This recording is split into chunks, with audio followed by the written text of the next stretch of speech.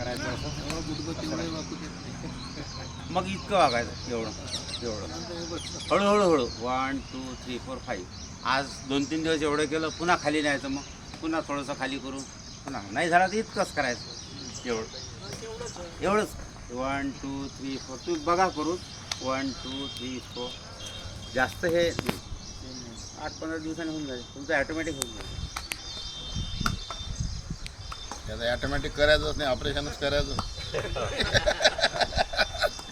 पुढच्या महिन्यात. आता ताडासन.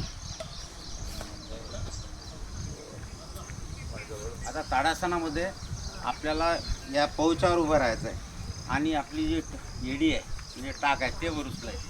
ते उचलून वर बॉडी हे करायची,